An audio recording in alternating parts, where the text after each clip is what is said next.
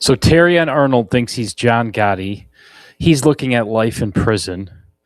Lions training camp just got completely different. Do we make a big trade? What do you say now to Brad Holmes as he ignored this position in the draft? What are your thoughts, guys? We're going to bring Hermdo in. This is the Fan Forum. I'm Mark. I'm letting him in. Make sure you like and subscribe. Hey, what's up, buddy? Hermdo, How you feel? I'm feeling confused by Terrion Arnold's actions. I'm feeling hurt. What about you? Oh yeah, I'm feeling anger about it, and some confusion and some annoyance. It's a whole vast array of emotion right now. He's starting quarterback, a guy who's struggled, hasn't really lived up quite to his potential, but now he's facing life in prison. These charges could go to could result in life in prison. He has, I believe, has kidnapping charges, property theft, other things of that nature. Very, very bad stuff. And this on top of the fact, Kirby Joseph and Brian Branch are also out. We don't have much of a secondary right now. That does concern me. Another part, I know that we're the Brad Holmes defense force, but some days I was thinking about this. I'm just like wondering, one of the higher ups must have known this Arnold guy had some issues. I don't know. I know there was some drama with JMO as well, but he kind of cleaned up his act. It was just kind of like, all right, JMO, we'll cut you some slack, but you got to come and you got to focus. You got to get your shit together. You can't be fucking around. But with this Terrion Arnold thing, it kind of threw me for a loop. I'm just like, well, what the hell, man? Well, I knew he was kind of eccentric. I'll just say that, but this is just something else. And I'm kind of wondering if Lions brass knew about this kind of stuff, because some of the stuff that's been going on lately, it's just bad. Detroit sports is all bad right now, and the Lions are getting their share of bullshit right now. So I don't know how you felt about it, Mark, but yeah, you heard about it a couple months ago in the offseason, and you really kind of tried to ignore it, I'll be honest. And you thought to yourself, well, they're not doing anything about it now. Nothing's going to come out of it. Turns out they were doing their due diligence to figure out what's going on. And what's going on is apparently we have our own little John Gotti at our hands. He's organizing kidnappings. He's just making really poor decisions. I mean, I get it, man. Your stuff was stolen, but that's what insurance is for. That's what I think about it. Like, yeah. you're a multi-millionaire, dude. Yeah, what do you care about that? I mean, to me, it's just silly, and all it does is now we have a lot of unnecessary attention put on the Lions. We have a lot of unnecessary worry in a position where we were already worried. I mean, let's not sell ourselves short and say we were going, oh, this guy's the solution to all our corner problems. I mean, this was kind of a make it or break it year for him, if you want my honest opinion. So yeah, it's confusing. I mean, it's just I don't get it. I don't understand why he made that decision. And you obviously you're guilty or you're innocent until proven guilty, but it sounds like even if he's not looking at life in prison, Hermdo, he's looking like he's just not going to play football, right? So you can almost assume he's off the team, and now you have to move on, and that's a big position. I mean, you've already heard names like Denzel Ward from the Browns as a trade candidate, but is Brad going to do that? Is he going to go out and admit his mistake and go out and replace him? I'm not confident. I could see him riding this one out. Yeah, I'm starting to think that way too. I mean, some of the moves, with Holmes and just whatnot. So some of the stuff has kind of thrown him for a loop. Like the Ragnow retirement was one thing, and then you brought him back, and his hamstring was hanging off the bone. It was just that whole thing was handled so poorly. They didn't really make any good moves to replace him. You knew that there was other issues here and there with like defensive end and whatnot. The whole "we good" thing. The Zadarius Smith drama. But there's been a few moments last couple of years, just kind of like, what are you doing, Holmes? And he just kind of, it's just like he's like asleep at the switch or something. I mean, maybe that's a little too harsh, but at the same time, it's like, dude, come on. But he's gonna have to fill that slot somehow. I don't know what our secondary is looking like. I mean, we talked about OTA, some of the guys they had, like literal nobodies.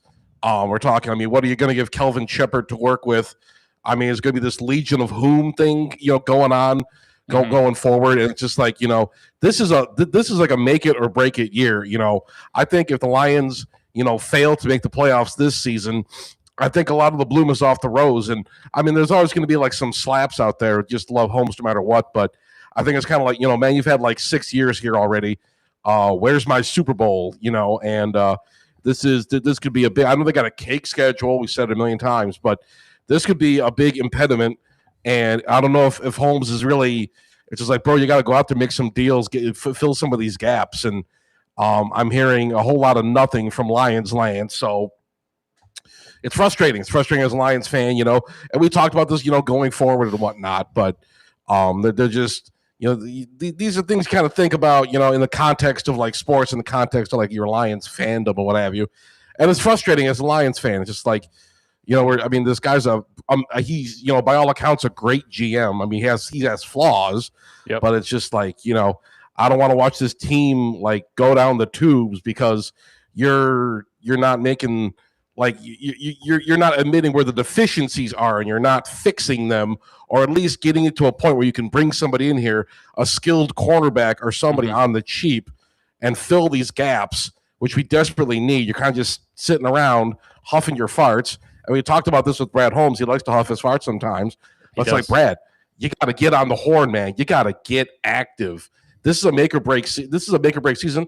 You won 9 games. You won 9 games last year. It was a mess of a season, total disaster, brutal losses all over the place.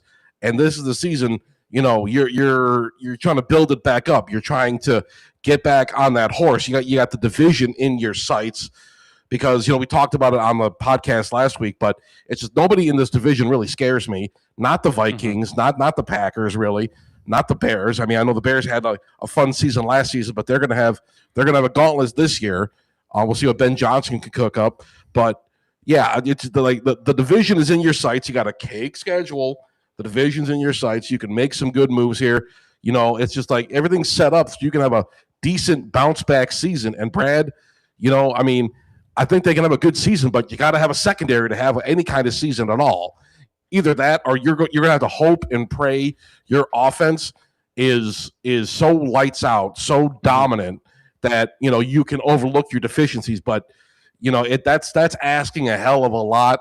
I mean, you're putting a lot on Jahmyr Gibbs' plate, J-Mo's plate, especially Jared Goff, and I love Jared Goff. But it's like, I hope this Drew Petzing guy, I hope he's everything you advertised, because we're going to need to outscore a lot of people. And I'm sure, this offense is the one thing I'm not worried about on this team. But still, it's just it's a little sloppy. It's a little sloppy with the way the situation is being handled. And I think it will hamper this team this year. I think it will be a bumpy ride. I think they'll be all right, but they'll lose some games they should win, and we'll be frustrated. Well, I think the dealing with this situation is really going to define how they play this season, right? Like, it's how do you react to this situation? Are you going to quickly move on from him? Are you going to trade to a team like Cleveland and get Denzel Ward? Or are you just going to sit there and go, Enos Rackstraw, it's yours? That's it. That's going to set the tone. And until they start blowing teams out, I mean, this is going to just be that unnecessary nonsense hanging over this team's season. It is. Already from a poor draft year that year, that draft class, it's like, that's the one year that they just hold him out to dry, man, that they just fry Brad Holmes on. So I don't know, it's going to be, we talked about this last episode where it's very positive right now with all these training camp stories. Everybody looks great. Everybody's, challenging everybody for a position, but the truth will really come out, in week 1, really week 2 with Buffalo. It's going to be such a huge test. Yeah. That's going to be massive. You're going into Josh Allen's house, and you're going to have, you got a lot of questions. We've all seen what Josh Allen can do, and the way this secondary looks, I think we're going to see a lot of aerial action. I think Josh Allen's going to tear that. I mean, I think it's going to be a little. I think it's going to be ugly. That's one of my guaranteed losses this year. I think the Lions are going to get punched in the face. No, I'm going to Agreed. say that, and they're going to squeak out a win somehow.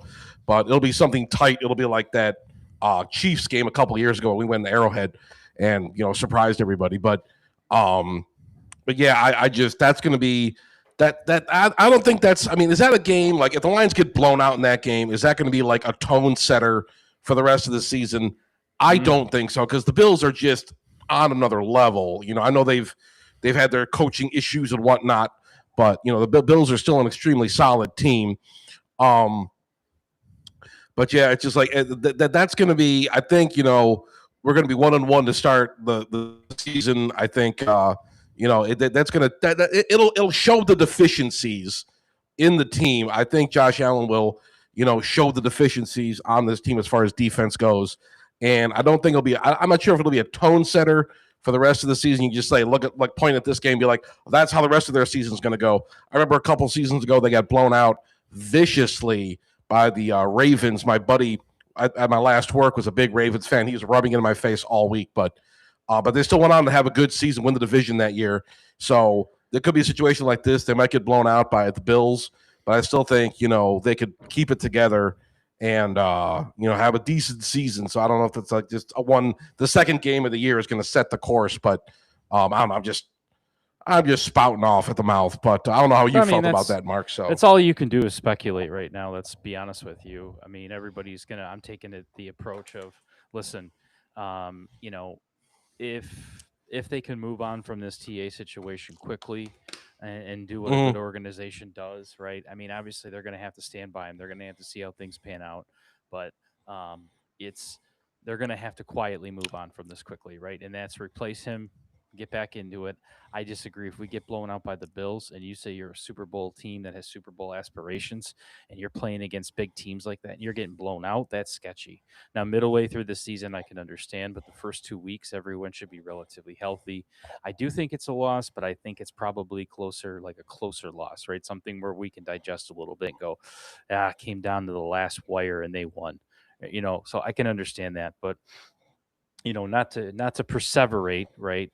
There are some other decent stories going on, right? So there is some positive vibe right now in Pistons land, and I wanted to quickly switch over to that because it's been a long time since the Pistons have been relevant in free agency, right, or in the offseason. Very long. With the emergence of Cade Cunningham, the Jalen Duren situation with his contract, sounds like they don't want to sign and trade him. There was a little bit of back and forth the last couple of days about the whole sign and trade thing, and they're way off. I had to remind myself that he's a restricted free agent and that even the max contracted team can offer him with the restricted free agent contract is something the Pistons can match. And that's very comparable to probably what they're going to sign on to. So, but really it comes down to, we just talked about Brad Holmes. How is he going to be defined with reacting to Terrion Arnold? Trajan Langdon, how are you going to define yourself in this first offseason where you have $70-some million in cap space? You trade Isaiah Stewart. You go out and get Isaiah Joe, who's a three-point monster. Now you need to go get your number 2 for Cade. That's what you're going to be judged by. You're going to be judged by how you handle the Cade replacement, just like Brad Holmes is going to be judged by how he handles the Terrion Arnold replacement. So it's going to be an interesting offseason for both teams. Yes, absolutely. Absolutely. It's going to be, seeing the way things shake out for Pistons. I mean, now Pistons are, they've arrived. They're relevant again for the first time in, 15 years or 17 years, however long it was. So now it's kind of like, it's the same thing, Brad Holmes went through, a few years ago, back in, 2023. Like, you won that 12 games, you won the division. Lions were relevant for the first time in almost a decade. And before then, if you look back at the 2014 season or whatever, you got Trajan Langdon now. He's got Isaiah Joe. He got rid of Isaiah Stewart. All the drama going on with Jalen Duren, like you said. I don't want to reiterate what you said, but this is big for him. Getting a number 2 for Cade. I'm not sure. They're going to overpay for Trey Murphy or Lauri Markkanen. They're probably going to have to overpay for somebody. But, I heard Kawhi Leonard was just like, no, I don't want to go to the Pistons.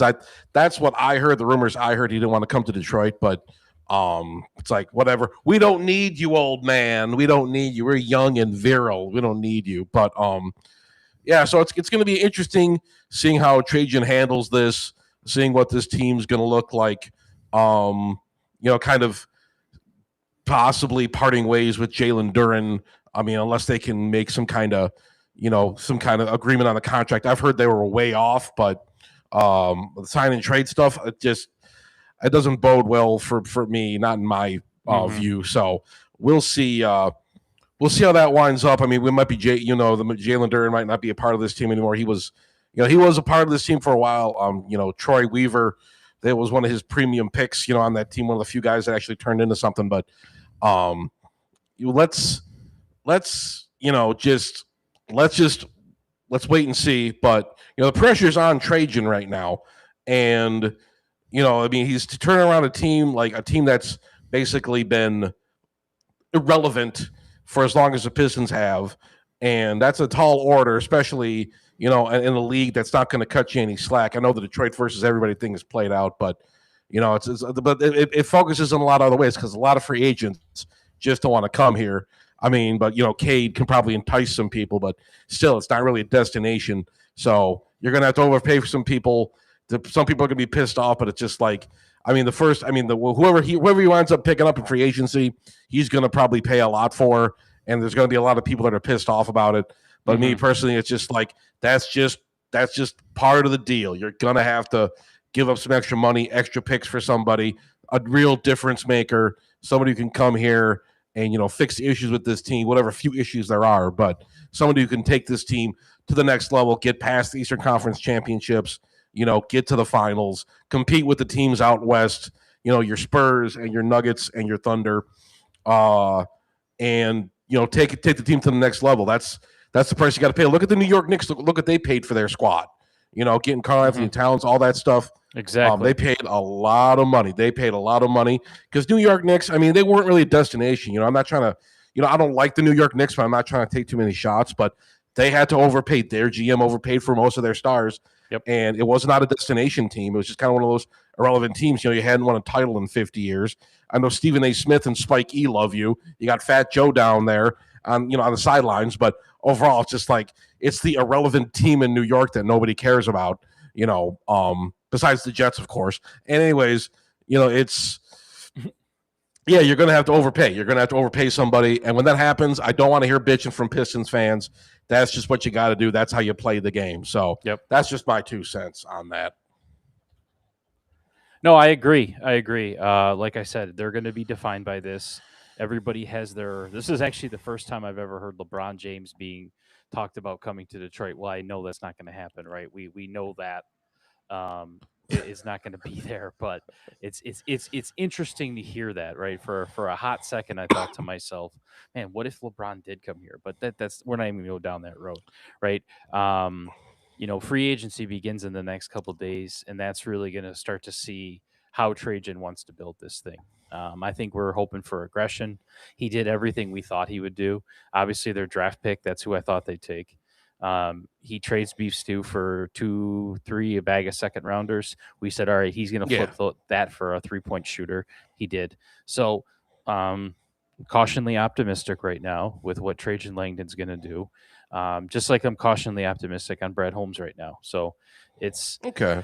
We'll see it play out, Hermdo. It'd be nice to see like a Kyrie here. I don't think Kawhi's going to be here, but selfishly, I would like a nice big name. But hey, go out and get a Trey Murphy, a big shooter. I think that's what everybody's looking for. Everybody's looking for you to seal up the Duran deal and bring in your big shooter for Cade, and then have Isaiah Joe as your backup, and just go from there. So, we'll have to play it day by day, but I think it's going to be really interesting to see your Red Wings jumped into the NHL draft and decided to draft Kosa, or trade him. I'm sorry, for a first round pick, right? So to get into the first round, pick number 23, I believe it was, they get a young buck. Who's getting all the pizzazz, but like you said, I'll see him in 5 years, right, in Grand Rapids, and that's probably where you're probably right about that. So, how you feeling about the Red Wings? Still feeling kind of bummed out. Thinking about this. The draft is whatever. I'm glad they got into the first round somehow. Mm-hmm. Sebastian Cosa, the whole thing was just, and just as a reminder, I've said it a billion times. You took Cosa over Jesper Wallstedt, and that's a big indictment on Stevie. The kid was never. I mean, you never know. Maybe he goes and he turns into Patrick Waugh or something. I don't know, but he ran out of send downs. Basically, you can only send a guy down to the minors so many times, or keep him in the minors for so long. He was in the wing system for about 4 or 5 years. He was just not showing any real signs. He had like one relief appearance his entire time in the Red Wings organization. He was not really going to be the guy. Not with like Trey Augustine breathing down his neck. But yeah, just like a lot of speculation about Cosa because he was doing well in the AHL for a while, then he kind of fell off. Just one of those things. You basically take, your first round pick, flip it for another first round pick a few years later. It kind of sucks, but they had it was a real log jam as far as goaltending prospects were concerned. They got a bunch of guys in Grand Rapids that can come up that are getting NHL ready. And we know the tandem of Cam Talbot and John Gibson, we've seen that, I mean, I can't hate John Gibson too much. They rode him like a horse. It was insane. They beat him into the ground, but hopefully they'll have some young guys coming up here, filling in those spots, solidifying that goaltender position. Cosa, see you later, buddy. I mean, thanks for having a cup of coffee in the big club, but this JP Hurlburt kid, he's kind of a project winger. I'm not super high on him. He might, turn into something. We'll see. But as you said, as I've said, we're not going to be seeing him for a while. He's going to be bombing around the league for a while. Another player that was traded that I was actually kind of interested in was Amadeus Lombardi. We traded him to the New Jersey Devils, if I recall correctly. He was a 4th-round pick. He was injured and a bit undersized. He's just one of those guys that I've seen like training footage of him. I've seen him, the team training, whatnot, like the NHL version of OTAs and whatnot. And the kid looked like he had some moves. He was a pretty good stick handler. He could get to the net. But I thought maybe he'd somehow make his way into the rotation, obviously in a bottom 6 role because all Stevie drafts is bottom 6 players. But yeah, so he unfortunately will not be part of the team going in the future. He was kind of one of my guys. He was kind of a dark horse. I thought maybe he could come up and do something, but unfortunately, the Amadeus Lombardi experiment. Because how cool would it be to have a guy named Amadeus Lombardi on your team? I'm a freaking Deus. That's incredible. But yeah. So no more of that, and a lot of speculation going around about Dylan Larkin, talking about that kind of stuff. We don't know because Stevie's not going to trade him. Yeah, that's what I'm hearing. It's either that or it's going to be a long, long time. Stevie just drags his damn feet. There's speculation that Alex DeBrincat might go too, and he might be like a package with Dylan Larkin. Get somebody like Jason Robertson, the 100-point forward out of like Dallas. Even I don't think Jason would want to come here, but you put together a package with Dylan Larkin and Alex DeBrincat. You got yourself a high-quality winger, high-quality center. You could probably get some returns for that. But I don't know because now Stevie's like playing. He's being coy. He's being a silly little boy. Maybe I'll trade him. Maybe I won't. It's just like, come on, Stevie. Just pull the trigger already.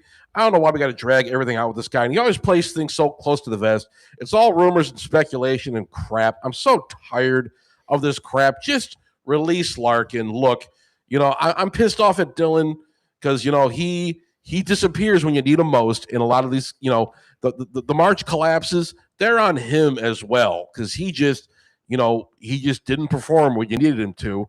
For all the things I like about Larkin and his game, he pulls a little disappearing act sometimes. But, despite all of that, I'm still in his corner. I'm pissed off at Steve Yzerman. I hate feeling this way, Mark. I hate disliking Steve Yzerman, but this is just another big dramatic mess. All these other like now Alex DeBrincat's involved. All this other crap. I don't know what's going to happen. Patrick Kane, I don't know why the hell he's even hanging around. Like, Patrick, just retire and go to Chicago and you can be like the Zamboni driver for the Blackhawks. I mean, come on, man. Get the hell out of here. I mean, thanks for the memories, buddy, but come on, Patrick. You don't want to he's not going to sit through one of these rebuilds. Give me a break. But And we don't. He's like 38. I mean, it's like, come on, man. He's almost as old as I am, But it's just, the team's got to get younger. But this whole thing, it's just a wait and see exercise, like everything else in this town.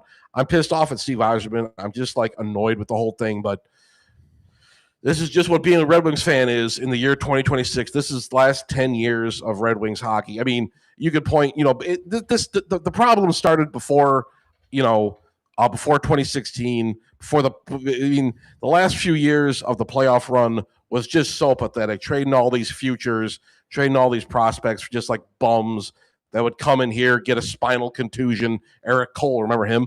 But yeah, and then just like leave like after 6 months or whatever. It just, yeah, it was a mess. I mean, the rot's been set in for a long time, and Stevie has not fixed it.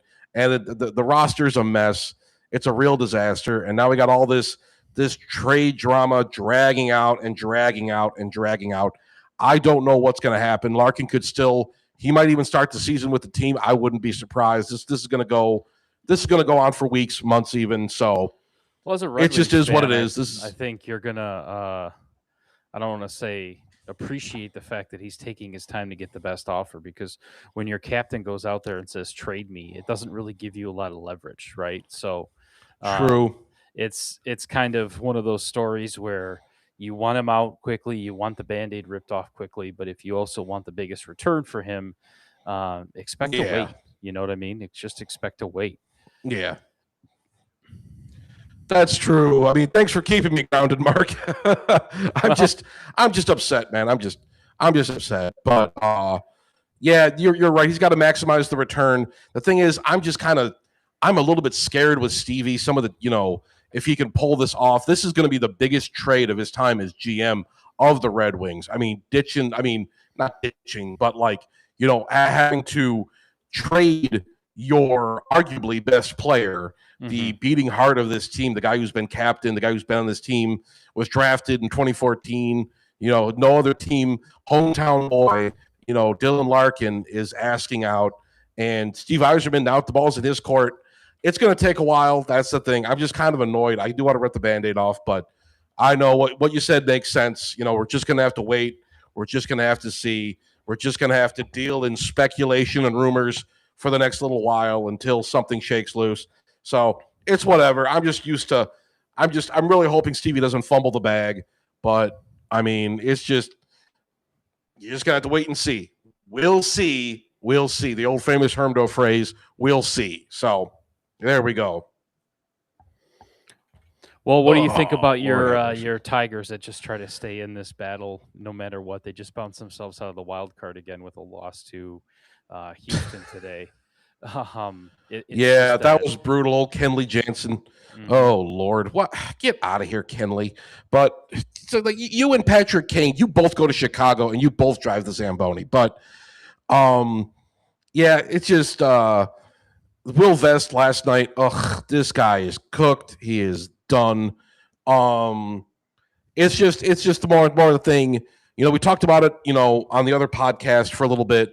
That you abandoned me for, but anyways, no, I'm kidding. But it's the Tigers are a mess. The Tigers are still a mess. The problems are still here, and I know the Astros are no great shakes. They're under 500 too, but they took care of business against you. The Tigers, it just reinforced the narrative. You gotta get Stubble out of here. You had like a nice, like your first half of June was really nice. You had like a nice little record, but it's just this team is so woefully inconsistent. And, although the pitching has been good, but you still have issues in the bullpen. There's still a lot of the problems that still persist. And it's just like, I have to throw another. I took it, at the last show I was on, I took a scoop of dirt off the Tigers casket. Now I'm putting that scoop of dirt back on. But you know what? That's just the way baseball is.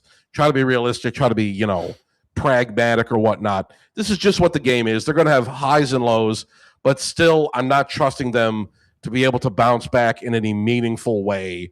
I still think you're going to be moving Scooble. Mm-hmm. I still think this season is going to just, you're going to you're not going to make the playoffs, and then there's questions about AJ Hinch and whatnot. I think they're probably going to wind up keeping him for the foreseeable future. But I even though agree. some of his substitutions, his pinch hitting decisions have been bad, but yeah, it's just like I don't want to get too down on the Tigers. I don't want to get too excited about the Tigers. I'm just kind of taking a realistic view. Like this team is just not that good. Um, and they're a flawed team, and the issues are apparent. A few guys can have surprise every once in a while. I think McKinstry had a 2-run homer today, but still it's just like Yeah, it's just Torque not was 2 for enough. 2 as And well, but yeah, yeah, it's no. Well, yeah, hey, yeah, we got a comment in it's the ugly. chat. Um, we got what does Sasser get in the trade? So Marcus Sasser, that's actually a good question. Not to pivot back over to Yes, the Pistons, but Hermdo. Um, I don't think Marcus Sasser gets a lot in a trade right now. Marcus Sasser is a position of where you already have a clog jam of where you just drafted for, especially with Danis Jenkins. I mean, we've seen one season of Danis Jenkins. Are you really ready to trade Marcus Sasser, your only other 3-point shooting option right now? I don't really think the yeah. Pistons have a lot of trade assets other than Isaiah Stewart. That to me, I just don't see it. What do you think? No, I'm right there with you. It's just like and we talked about Dennis Jenkins, and look, the kid had his little, he had his insanity season. He Mm-hmm. looked good out there coming off the bench. He put some big performances out there, but still, I'm not betting him to repeat that performance because Dennis Jenkins was pretty much wiping the sweat off the floor a few years ago at the Pistons games. Like, who the hell is this guy? But yeah, I'm not willing to let go of Sasser for a basketball and a bottle of Gatorade or whatever. I say, keep him around. We still need shooters are at a premium, and I'm just like, I don't trust Dennis Jenkins enough. Sorry, Dennis, but I got to be realistic. These guys that come out of nowhere have like a really surprising run. I'm not basing the future around that. So I'm right there with you. I say just hold on to him for a little while longer, unless something really great pops up, unless you get a crazy offer for him, of course. Yeah. Well, unless he's part of something bigger, but I don't really see that Yeah. happening. I think any team that's serious about doing anything with us is going to want Azar Thompson, all of our untouchables, right? Which are a Yeah. few, but we don't really have a deep roster to throw around right now. Like I said, the only one that really made sense to me was uh, Isaiah Stewart, and Isaiah he's Stewart. gone, Yeah. right? Yeah, like that's it, right? So let's see, Hmm. we got here. I think Duran for the Lakers play Hayes, DeAndre Ayton, Roy unprotected first to trade for Duran. I don't think we get a wing if we trade Duran and Stu in the same offseason. Listen, and that's the thing. Trading Duran, is that what you really want? Like, do you really want to trade him? I know we don't want to max him out. I get that. But do we really want to trade Duran? I don't think I don't really think that's the right move. Like he's such a big part of I know he disappeared in the playoffs, but he's such a big part of what we do. And bringing a guy like DeAndre Ayton in or Hashimoto, like these guys aren't going to guarantee you any type of better playoff production, right? Or regular season production. Like they're fading names on a Lakers team that seems to want to blow that thing up.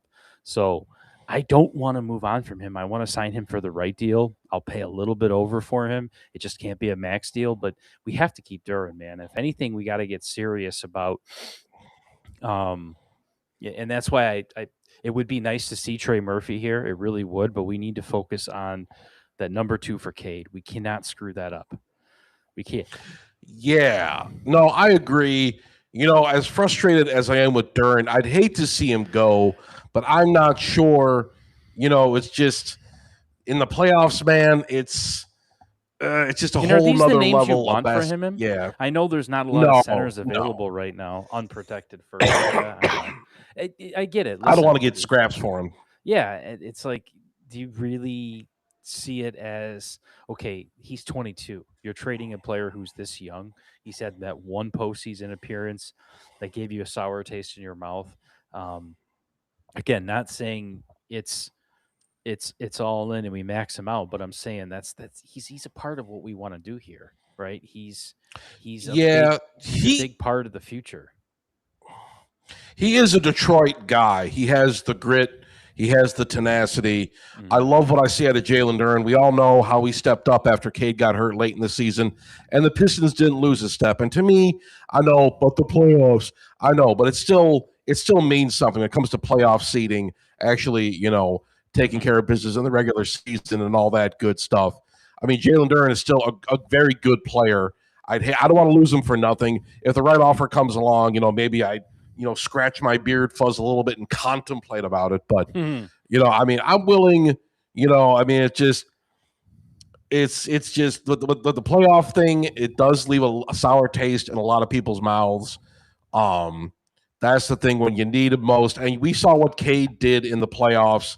Yep. And if Jalen could have matched that energy, we would have easily gotten Well, past the Cavaliers. We let's might have not even gotten forget too, past the Knicks. Hermdo. You never The know. season Yeah, prior, Cade fell apart in the playoffs, right? And they said, "Oh, Cade can't play in the big game. He can't make the big shot," true. right?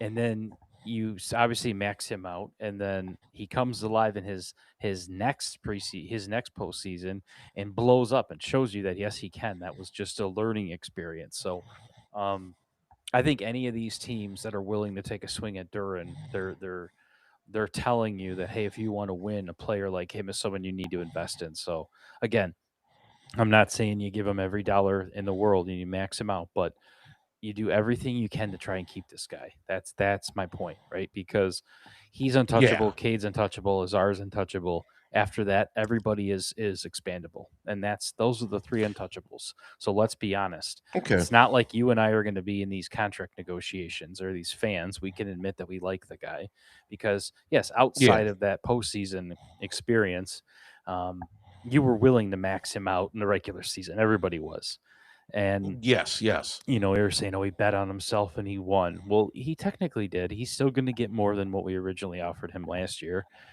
but or last off season. But you just look at this and you think to yourself, um, "This is going to define Trajan Langdon as a GM. 5 years for 210 million if we keep Duran. If we do that, Cade and Duran are what you got for 5 years. In your heart of hearts, do you think Cade and Duran can win a ring?" Yeah, I do. I really do. I think they can win a ring. I think those are the two. How about this? I don't see you winning a ring with Cade if you're going to subtract Duran and kind of rebuild this whole entire chemistry, right? Um, I feel like you have to do exactly what the Knicks did and say, okay, we have our pieces, like you said, Hermdo. Let's go out and overpay for some help, and you got to build on this momentum. There's no reason where you have to start Hmm. tearing pieces of this down. You drafted Duran so that you could be in this situation, right? So he could put up 23 points a game, and there's the pick and roll and open things up for Cade. I think where things got super exposed is our offense was very one dimensional with Duran Hmm. and not having somebody who can space out and somebody who can help Cade shoot and distribute the ball. You really started to see teams in the playoffs. Okay, we can eliminate Duran. Great. Try that again if you have a Trey Murphy. Try that again if you have a Kyrie Irving, right? Try like they did that to the Knicks with Carl Anthony Towns for a couple games, and they just shot threes, right? They said, okay, if Hmm. you're gonna hold Cat down, we're just gonna sit here, Jalen Brunson, Josh Hart, a couple of the other dudes, Jose, whatever the fuck guy's name was. Um, we're going to go out and shoot 3 pointers, and that's what we're going to do. And Hmm. we're going to force you to take the attention off of him and stop clamping down on him.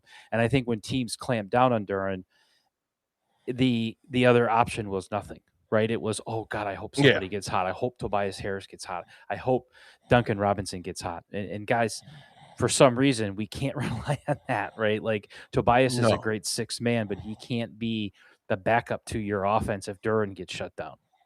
So Hmm. I just think you have to continue to get more three dimensional with this offense. If anything, um, it really exposed that this year and the lack of depth we had, really like playoff caliber depth. Because let's be honest, a team like the Knicks went out and got some depth. Like that roster was pretty solid, and same thing with the Hmm. Spurs. Those guys, dude, when they were on, it was like who's going to shoot the most 3-pointers tonight outside of Stephon Castle, right? He Mm. could be shut down, and they were just Dylan Harper and all these young bucks are just shooting threes, and their offense was reliable.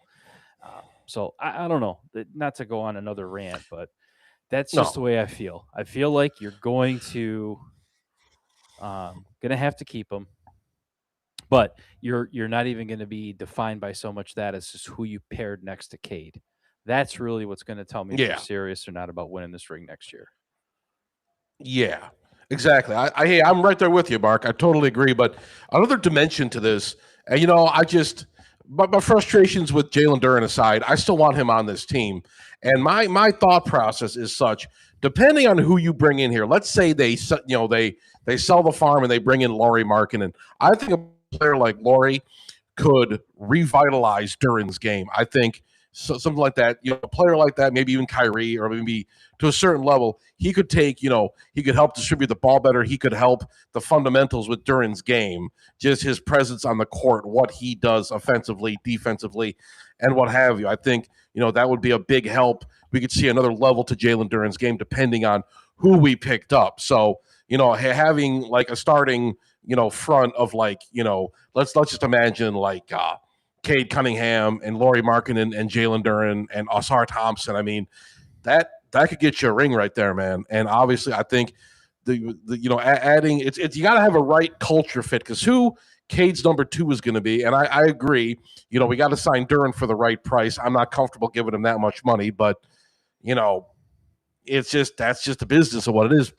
But still, who you put around Cade, who you put in that front court, that could be a big indicator, or that could be something that could help Duren out, in these clutch moments and whatnot. That could get you over the hump in the playoffs. But yeah, I think that could be something to consider. That's just me going off the top of my head or something like that. But I think the right pickup, the right addition to this team could bring Jalen Duren's game out a little bit more, and we could see a new side to him. And we wouldn't be too upset about paying him $40 million a year. That's just my 2 cents. So Well, and let's play the Pawn Star game, right? He starts at 40 million, we start at 20 million, then he says 35, then we say 25, and then we settle at 30. Right? That's how this is going to yeah, go. So I'm okay with it going like that. But when you look at the options, right? You've got Mitchell Robinson, you've got kind of like these discounted centers that you could go out and get. To me, that just doesn't sell me on the future.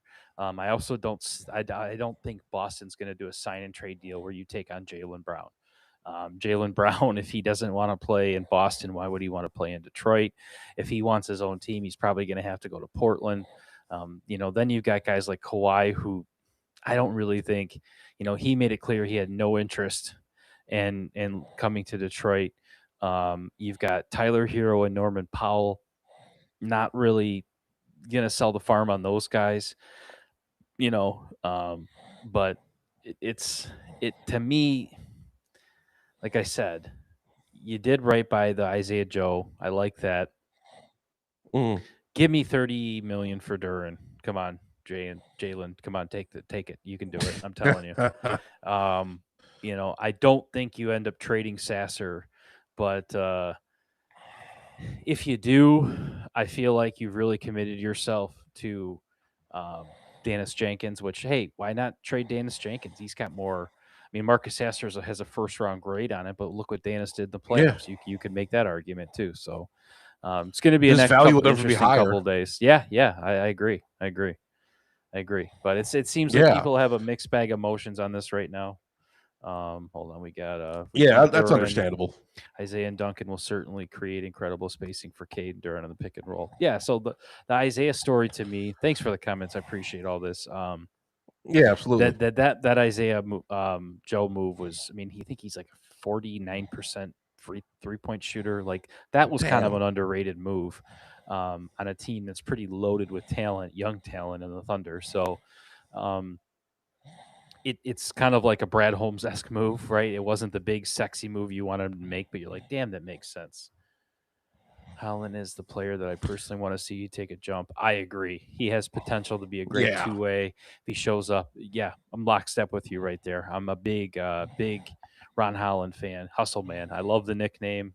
I'm a big fan of Martin, which Tracy. Um, why can't I think of his name now? From SNL, Tracy Oh, Morgan. Morgan. Tracy Morgan played Hustle Man on Martin. I love that. I'll Yeah. spare you my bad impression, but no, I love Ron Holland. My wife loves Ron Holland. We were screaming all through the playoffs. Put in Hustle Man. He's awesome. He's everything you want in a Detroit Piston, and I want him to take a huge jump.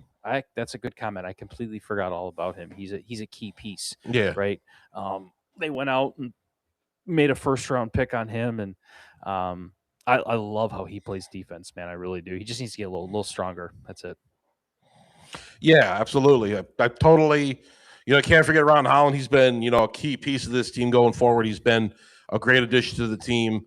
One of those guys, he's right up there, in terms of value with like a guy like a Sar Thompson. I mean, I think, Ron Holland brings, when he's on, he's on. He's damn good. He's got the grit, the tenacity. A lot of these guys fit that Detroit mold. I know it's like every team in this town is like gritty, but these guys exemplify it. I think they live up to that, standard and whatnot. And I really like, the kind of team the Pistons are. And I'm excited. I'm excited. The Pistons, what Trajan Langdon can do, getting, moving, this is going to be a big postseason. This is going to set the tone. And I think, a couple key moves could really take them over the top. I'm excited, man. I'm excited. The Pistons are the one team in Detroit that isn't pissing me off, but yeah, we'll see what develops. We'll see what develops, but I will be watching the Pistons offseason very closely. I watch all the teams off seasons very closely, but yeah, we'll see how this all shakes out. Well, in the East, the East completely is. I don't even want to say different, but it's underwhelming with the Giannis trade, right? Of him going to Miami, you would have thought that would a couple years ago shake the world, but it kind of just said, all right, you're going from Yeah, pretty mediocre team in Milwaukee to a pretty mediocre but a bigger market team in Miami. So, do we want to see LeBron go back to Miami with the Greek Freak? Are we tired of that train? Are we going to see LeBron just shack up one more year with the Lakers? And the reason I ask is because, we were pretty heavy set on going after Austin Reeves, and that seems to be the rumor that why LA reached out and locked Austin Reeves up to make them the highest paid undrafted player ever. So it'll be interesting. But what's the word on Tobias if we don't re-sign him? So Tobias, it seemed like he came out and did one of those Torrey Hunter "I want to be here" deals, and I'll gladly play here again. So I personally, I think the Pistons and Tobias Harris camp are on the same page, and they're just going to lock up a very team-friendly deal that works out for both parties. Where else is he going to go right now at his career and keep this momentum going? The team loves him. He had an awesome season and postseason run. He's towards the tail end of his career as far as he understands how hard it is to get into a winning organization, especially when they're on the younger side, right? He's not experiencing like a one and done type deal, which they're trying to do in Miami, right? Yeah. But I think we see Tobias Harris back on like a 2-year backloaded friendly deal that works out for both parties because I haven't heard a lot of news from him, but from what I did hear is that he was saying, I'm ready to be back. Yeah. What do you Absolutely, think about absolutely. I am the resident unk of the podcast.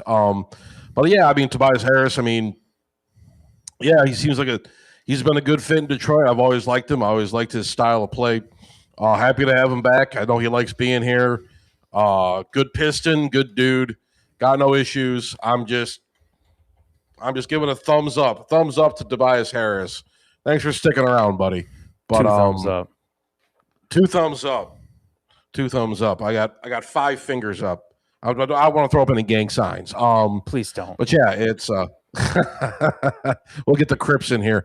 But yeah. I just from what you just said, I'm in total agreement. I agree with everything you say, Mark. I don't even know why you keep me around, but yeah, it's all good, man. It's all good. So, yeah, Tobias, good job, buddy. So, yeah, did you want to touch on? I don't know if you want to had anything else to the Pistons, or did you want to touch on the Dusty Mays scenario? Oh yeah, Dusty Mays promises to stay at Michigan and run it back for another one, and then bounces right for the Mavericks in the NBA right before the Yeah, draft, and drafts one of his own, blah. which I Yep. thought was interesting. So it doesn't surprise me. I mean, this is Yeah. college. This is Nah. college basketball nowadays. Um, I can't pretend to care too much. It's not like he was here forever. It's not like he's a Michigan man. It's not like he's a Tom Izzo type coach. Hmm. Now we can talk about successive, historically losing seasons after successful college coaches try to make the jump. But wish the guy the best of luck. Appreciate the Yeah. championship we got here. He's really good in the transfer portal. It sounds like, um, you know, due to the bags of money these kids make, most of the team is going to stay intact. I doubt they transfer out, but I don't know. Yeah. What do you think?